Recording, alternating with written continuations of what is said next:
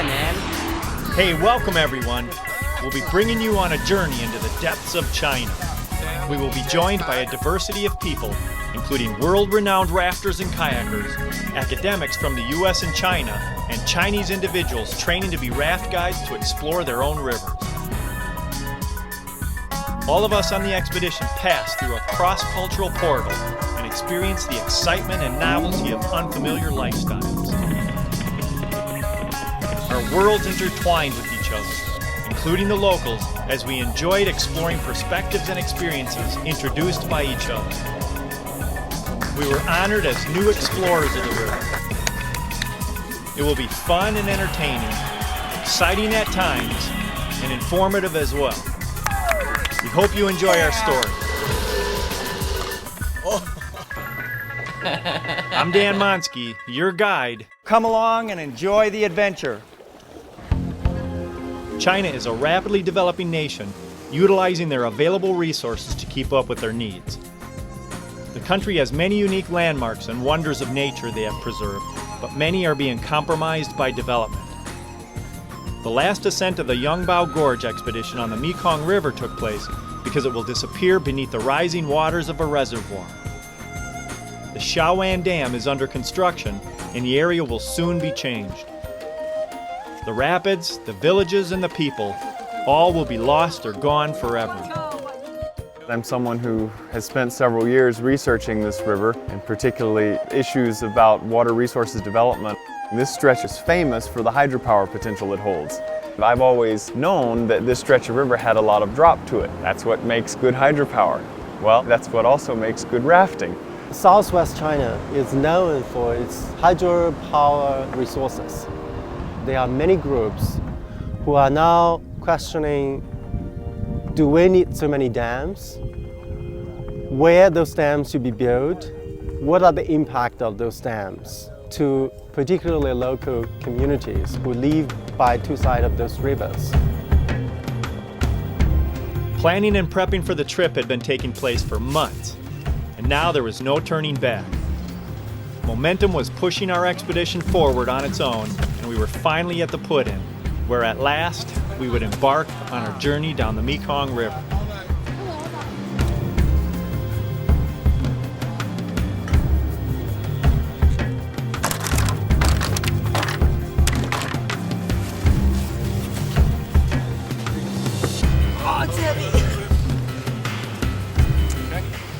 It's a tremendous undertaking to pack, carry, and assemble your home, transportation, and minimal necessities of life, and expect to keep them dry for an extended period of time.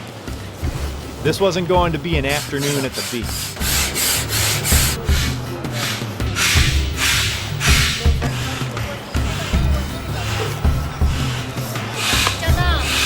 So you just plug it in.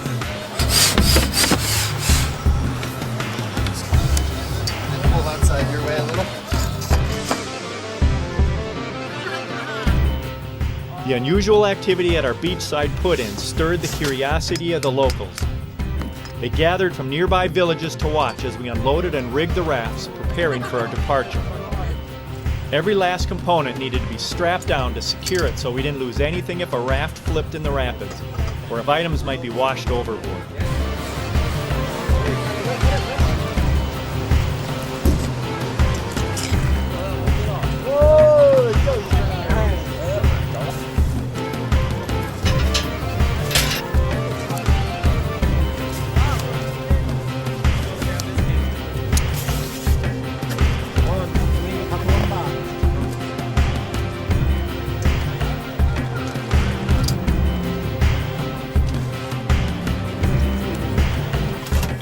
We needed enough rafts, kayaks, and space to haul everything a group of 24 people would need for an 8-day journey.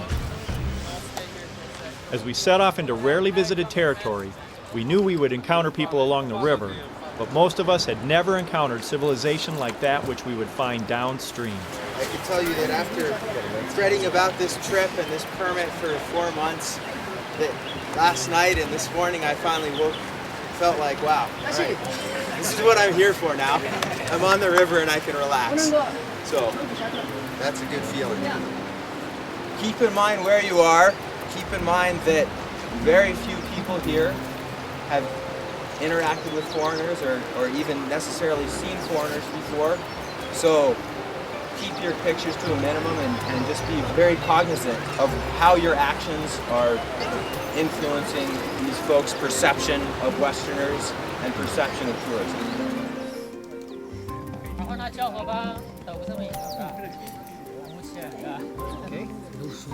I came to China for the first time in 2000, and my father had been coming to China since 1994.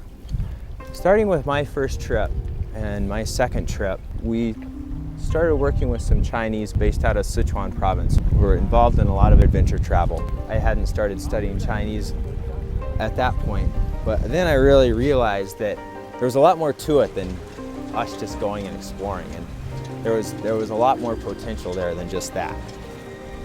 There were a growing number of Chinese that wanted to be outside, and most other forms of sports, mountain climbing, rock climbing, mountain biking, winter mountaineering, ice climbing, all of these were developing, but rafting was one thing that wasn't. People didn't have the skills, people didn't have the equipment. I think they were still afraid, and still are, afraid of rivers, and they don't look at them as a source of recreation and enjoyment and a way to, in a very relaxing way, to connect with nature. I think the reason I come into this trip is I have known water rafting for a while, but I was also kind of scared about water rafting. And I think once I'm on the river, I realize a lot of abstract ideas become very clear, because when you are on the river, you really see the natural and the beautiful aspect of it rather than the rumors or abstract terms that you often talk about it. It becomes very human.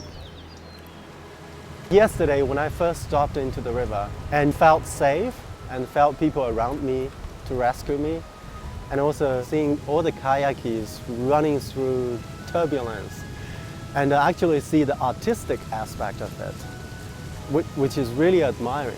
It's kind of skills that you feel like once a human being masters, they can actually get so close to an angry river. That was really something amazing to me. I think being able to be sitting in the kayak, it's a totally different perspective, looking at the mountains on both sides and also the river. The appreciation of huge water body moving around you is just really amazing.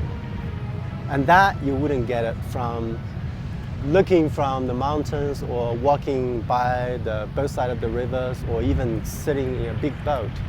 So I think that is really positive experience. To raft on the Mekong River is my long-time dream. And this time, the dream is come true. I enjoy this beauty along the Lancang and the Mekong River. The river, it is the lifeblood of China. So many environmentalists and many general publics try to protect this. There's a couple things I just want to touch on with regards to the rafts. Okay, we are big and we are slow, but if we're sweeping into you, there's an element of us not being able to control that. It's called the bigger than rule. Pedestrians do not have the right of way out here. I've been working hand in hand with Flow, which is a group of folks that came over here quite a few years ago to do assessment and development under the auspices of the Nature Conservancy and their larger conservation initiative. These rivers that we're working on here are unlike any on the planet. 1 in 12 humans on the planet are supported by these rivers. That's a pretty staggering statistic with regards to what rivers accommodate as far as human life and ecology and the places and the people that inhabit this area. And I don't think there's any other place quite like these rivers in China, even from kind of that really dramatic sense of these rivers are huge rivers, huge volume. They're bordered by enormous ridges of mountains, and so you have this incredible diversity of ecosystems just stacked one on top of the next, and it's because these rivers have incised so deeply on the eastern end of the Himalaya. Where we encountered evidence of people, we pulled ashore to visit the isolated villages. Many of these were only accessible by the river, or by a network of trails linking the villages by hours of walking.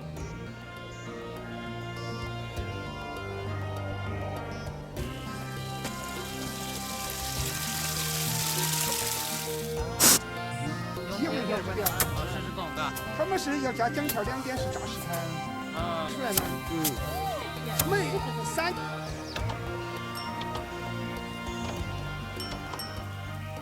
The people along the river are amazingly self-sufficient. They mostly live off the land. They utilize their environment so much different than we do. Much of what we buy, they make for themselves from nature. They gather or mill the materials from the surrounding hillsides and build their own houses. They weave hats and sandals from grass and use palm tree fibers to make protective clothing. It's like a work uniform for farmers. It's light, it's waterproof, it's many layers. In the rain, it can prevent their clothes from getting too wet, and also when they carry something very heavy, it's protected their back and shoulder. So it's thick. Yeah.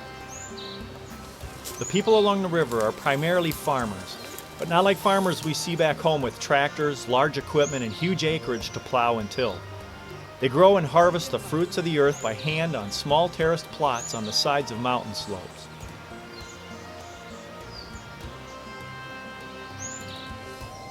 Those we met along the river travel in primitive boats and on foot, and are curious about strange and unusual people and events they encounter in their world. Everyone enjoyed being introduced to each other's world. We became part of their life's adventure too.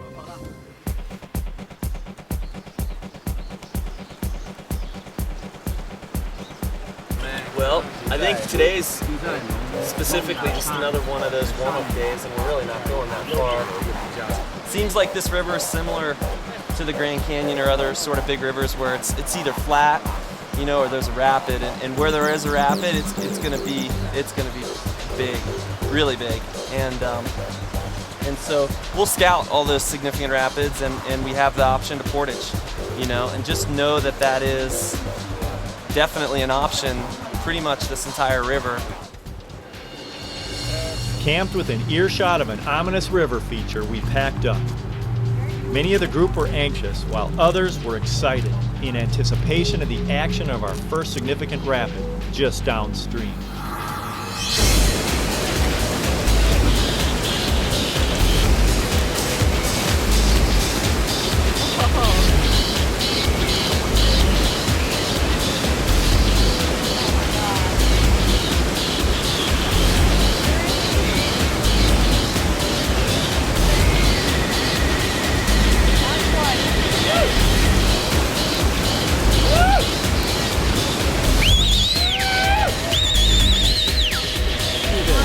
It was a little scary at the top, but it ended up being really fun.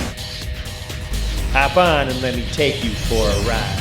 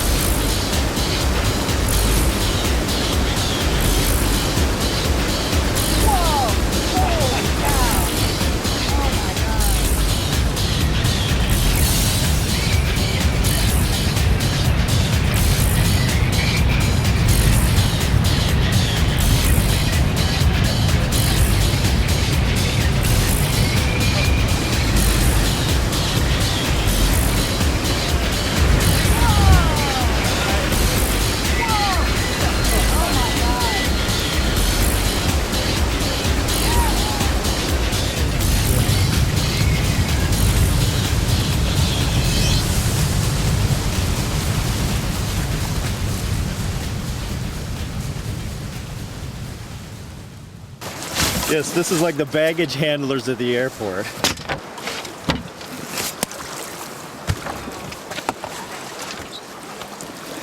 heavy, big heavy. Shift into the next. Every morning we had to strike camp and load the rafts, and in the evening unload them and set up camp.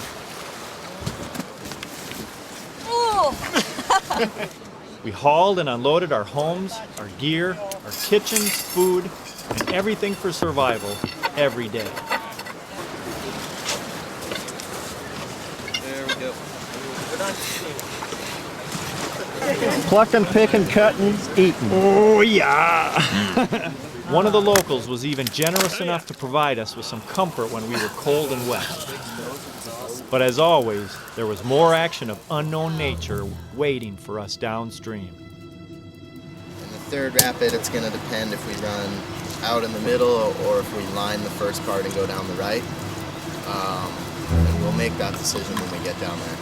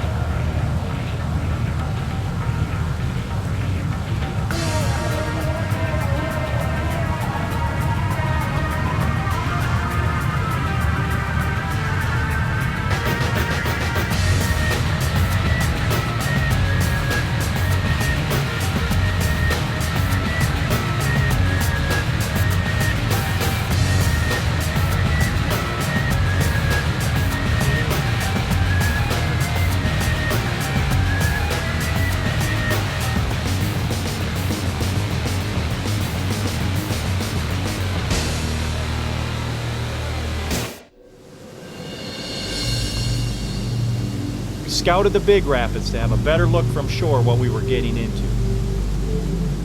In dangerous rapids, you want to know what's downstream.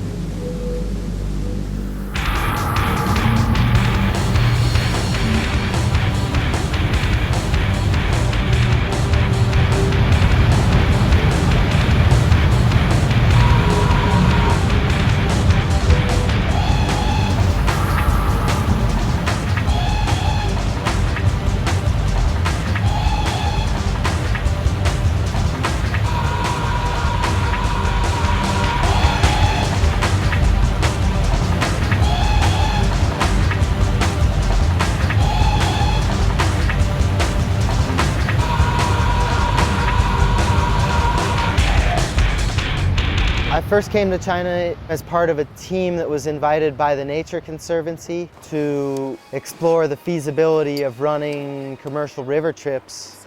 The Nature Conservancy was interested in this whole thing in the first place because these kinds of trips have the potential to provide people an experience about why places like this are so special. And by so doing, they have the potential to create conservation constituencies.